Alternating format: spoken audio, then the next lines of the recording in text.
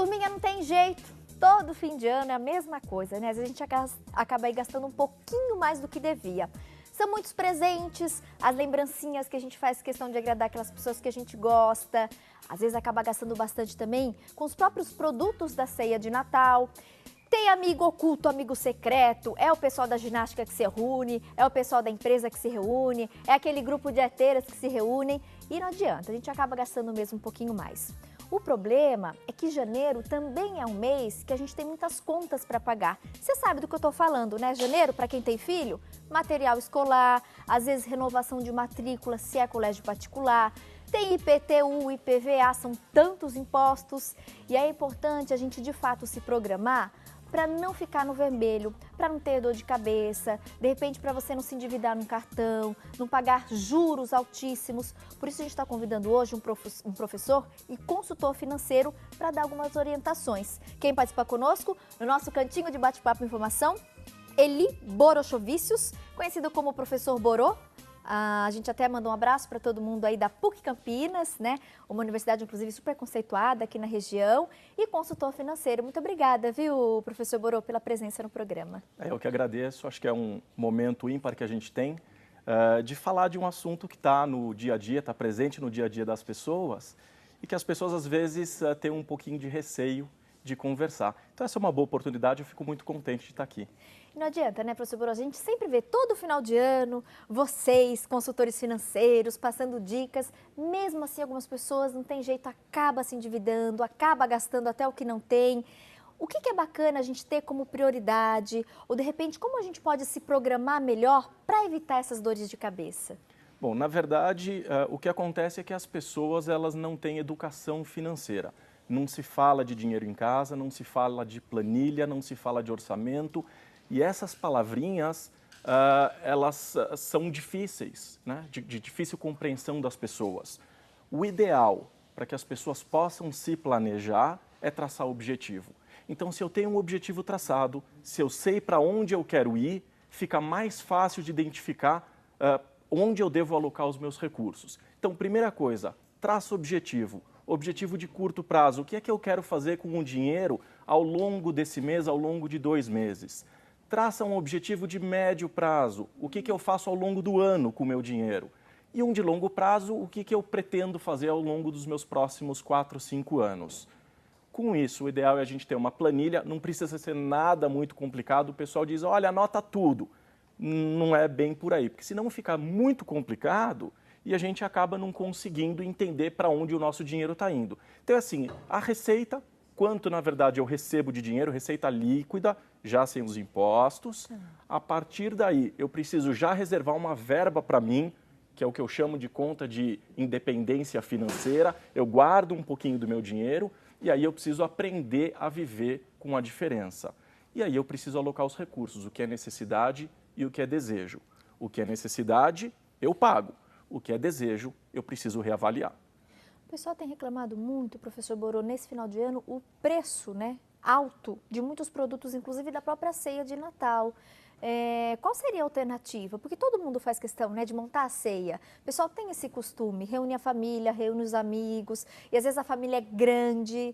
Quais são as opções que a gente tem diante dessa situação? E, de fato, né, a gente acompanha aí pesquisas, inclusive pela imprensa de maneira geral, o custo dos produtos está muito alto. É verdade.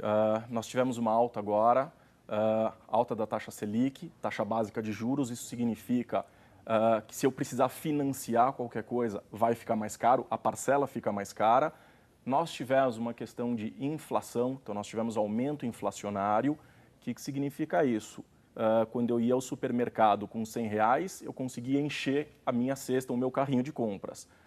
Hoje, com R$100, eu não compro quase nada, né? Para eu encher o mesmo tanto que eu enchia com R$100 no passado, hoje eu preciso de R$400, R$500. Então, nós tivemos uma inflação. Tivemos agora o aumento da carne, em média 20%. Com o aumento do dólar, os produtos da ceia de Natal que são importados ficaram mais caros. Então, o reflexo é esse, realmente a gente tem uma ceia mais cara. Como é que a gente faz para resolver esse problema? Bom, primeiro, pesquisa de preço. A gente precisa pesquisar o preço. Hoje, com tecnologia como a internet, fica mais fácil da gente identificar onde estão as melhores ofertas. E às vezes dá uma diferença imensa, né? A diferença ela pode ser muito, muito grande. Então, primeira dica é pesquisa mesmo, não precisa ter vergonha de pesquisar. Segunda coisa, se conseguir encontrar a maior parte dos produtos com o melhor preço em uma loja e parte desses produtos não está com o melhor preço, tenta negociar. Às vezes dá negócio, às vezes tem condições de chegar a um acordo financeiro que possa ser interessante para o comprador. Agora, as compras coletivas, que eram muito comuns em meio tecnológico, como esses sites de compras coletivas, nos fazem entender que, eventualmente, a gente pode reunir alguns amigos que tenham o mesmo interesse, fazer uma boa ceia de Natal, juntar esses amigos e fazer uma única compra coletiva, tentando barganhar o preço, reduzindo o custo dos mesmos produtos que vão ser comprados. Além disso tudo, existem outras coisas que a gente pode fazer, além de pesquisar preço e fazer compra coletiva, uma série de outras coisas que a gente pode fazer, como, por exemplo, trocar produto. Se eu estou acostumado com uma marca, por que não tentar uma outra marca que está um pouco mais barata? Por que não trocar, eventualmente, um produto importado por um produto que seja, eventualmente, mais barato da indústria nacional? Então, a gente precisa começar a entender um pouquinho melhor a nossa cultura de compra e tentar modificar um pouquinho para que a gente possa pagar as nossas contas do final do ano e sobrar dinheiro, porque logo mais a gente vai ter as contas de início de ano. E não são poucas, né? Tem alguma orientação em relação para essas contas? Às vezes as pessoas acabam tendo dúvida, né? Por exemplo, a questão do IPVA. Então, eu vou pagar tudo junto, eu vou parcelar. Tem alguma orientação nesse sentido? Uso o meu 13º, ou pelo menos parte dele, para quitar essas contas de janeiro? O que é mais fácil? O que seria melhor até para a gente evitar essa situação, né, de dívida de vermelho? Olha, para quem já tem o seu orçamento pronto, normalmente o 13º ele é utilizado para investimento. Mas para aquelas pessoas que ainda não fizeram esse planejamento, é importante que comece já a planejar 2015. Então eu posso usar parte do meu 13º para quitar as minhas dívidas, se é que elas existem nesse ano agora ainda de 2014. É importante quitar as dívidas porque as taxas de juros estão muito altas. Então eu aproveito o dinheiro que eu tenho para me livrar dessas dívidas e começo já a repensar no próximo ano. Agora, IPVA eu posso parcelar em 3 meses, normalmente. Eu preciso fazer a conta, qual é o juro embutido nisso? Quanto é que eu recebo de juro quando eu faço uma aplicação financeira? Para as pessoas que têm o hábito de deixar o dinheiro em poupança, que rende 0,48%, 0,5% ao mês, e normalmente poupança é 0,5 mais ATR, e a ATR hoje é quase nula, é muito próximo de zero. Então a gente pode dizer que hoje poupança remunera 0,5. Com uma inflação a 0,6, 0,65, quem guarda dinheiro em poupança está perdendo dinheiro. Então aquelas pessoas que hoje deixam o dinheiro na poupança, elas estão sendo remuneradas a 0,5% e estão pagando 3%. Então o ideal é que se livre da dívida o quanto antes, porque eu recebo menos do que aquilo que eu pago. Então o ideal é, dentro da taxa de juros, se ela for mais alta do que aquilo que eu recebo nos meus investimentos, se livra da dívida, já sai pagando. Agora, muito cuidado, porque nem sempre cabe no bolso, porque a gente tem IPVA, a gente tem IPTU, uniforme, matrícula escolar, material escolar, enfim, tem uma série de dívidas que aparecem para a gente, uma série de despesas que normalmente a gente, se não tem um orçamento muito bem feito, um planejamento bem elaborado, a gente acaba esquecendo e aí se enrola. Por isso que é importante, já agora, desde o comecinho de 2015, né, a gente já ir organizando as nossas contas, para quando chegar no final de 2015 e a gente se preparar para 2016, você de fato conseguir ter uma situação confortável. Você passou uma informação muito interessante, eu queria até ressaltar. Você disse que hoje não é bacana, de repente, quem tem um pouquinho de dinheiro lá guardado, investido na poupança, que a poupança não está rendendo muito, que acaba não valendo muito a pena. Qual seria uma alternativa? Então, onde eu poderia deixar esse meu dinheiro para render mais? Bom, existem várias alternativas, vários produtos financeiros no mercado. Por exemplo, o que é o melhor, o mais seguro? Então, e até fácil também, porque às vezes as pessoas têm essa dificuldade, né? Por exemplo, quando a gente fala em comprar ações na bolsa, assusta um pouquinho o pessoal de casa. Então, tem um caminho mais fácil e seguro? De repente, eu não vou deixar meu dinheiro na poupança, que está rendendo pouco, mas eu tenho um dinheirinho legal que eu quero investir, para quem sabe lá na frente, né? Eu tenho um montante maior. Olha, o que eu costumo dizer é tudo aquilo que a gente aprende, tudo aquilo que a gente estuda, fica fácil. Então, primeira coisa, eu não posso ter preguiça de conhecer o produto que eu vou adquirir. Se dinheiro é importante para mim, se faz parte da minha vida e eu preciso investir esse dinheiro, eu preciso conhecer os produtos disponíveis no mercado, né?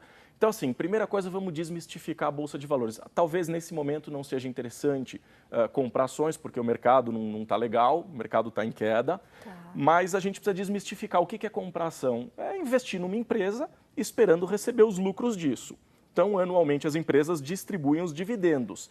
Essa oscilação de preço de mercado, de sobe e desce, para o investidor não é tão importante. Porque quando eu compro uma ação e eu espero receber os lucros, a volatilidade de mercado ela não é importante. Então, se eu hoje tenho R$100 e o preço da ação caiu para 50, quanto é que eu perdi? Nada, porque eu não vendi a ação.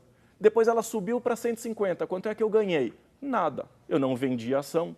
Então, o que importa para o investidor quando ele compra uma ação é receber os lucros, é receber os dividendos. Então, tem que desmistificar um pouquinho esse negócio de que é complicado. Nada é complicado, a gente precisa estudar um pouquinho. Agora, como dica, depende do perfil do investidor. Tem gente que é mais arrojado e tem gente que tem um perfil mais conservador. Para aqueles que têm um perfil mais conservador, o mais indicado é que vá juntando um pouquinho de dinheiro na poupança, até ter uma verba minimamente, e aí eu não estou dizendo nada, não é muito dinheiro não, R$1.000 já é o suficiente para começar a pensar em tesouro direto, e aí vai comprar letras e notas do tesouro, isso significa que eu estou comprando um pedaço do papel do governo, o governo precisa de dinheiro para financiar as suas obras, as suas coisas, e aí ele toma o dinheiro emprestado e ele pode tomar o nosso dinheiro emprestado e depois nos remunerar por isso. Então eu tenho o LCI, tenho o LCA, enfim, tem uma série de produtos. Indicação, dá uma passada na internet, olha quais são as opções, verifica o banco, procura eventualmente o gerente para ouvir o que ele tem para dizer, procura uma corretora de valores, porque não necessariamente os melhores produtos estão disponíveis em banco. Então, isso não custa, né? Ligar para uma corretora de valores e perguntar como é que funciona, às vezes pode ser uma excelente alternativa, né? Para aquelas pessoas que querem que o seu dinheirinho renda mais. Sem dúvida nenhuma. Adorei. Professor Borô, posso contar com você numa outra oportunidade aqui? Lógico, estou aqui à disposição. Adorei nosso bate-papo. E é bom a gente também, né? Você falando agora, é importante, você falou assim, Tati, hoje as pessoas não têm educação financeira.